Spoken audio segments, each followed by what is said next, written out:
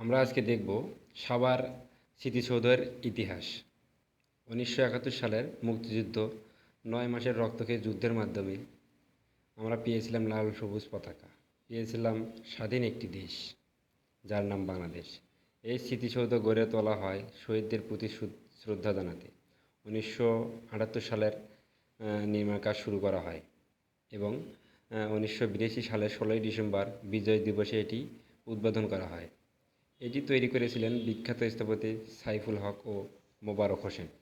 সৌধটির design আছে ৬০টি ত্রিভুজ স্তম্ভ, যা আমাদের ইতিহাসের ৬০টি গুরুত্বপূর্ণ সংগ্রামের প্রতীক। ভাষা আন্দোলন থেকে শুরু করে মুক্তিযুদ্ধ পর্যন্ত প্রতিটি ধাপের স্মারক। স্মৃতিসৌধটি কেবল শহীদদের স্মরণ করে না, এটি আমাদের গর্ব, আমাদের অতীত এবং ভবিষ্যতের মধ্যে এক সেতুবন্ধন। সাভারের এই স্মৃতিসৌধ আজ বাংলাদেশে একটি জাতীয় চেতনার প্রতীক। প্রতি বছর লাখো মানুষ এখানে আসে, ফুল দিয়ে শহীদদের স্মরণ করে। কারণ এই সৌধটা আমাদের বলে, স্বাধীনতা এমনি এমনি আসেনি, রক্তের বিনিময়ে এসেছে।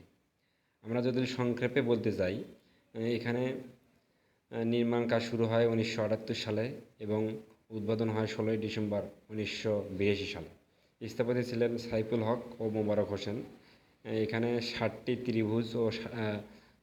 ত্রিভুজ সংগ্রামের প্রতীক।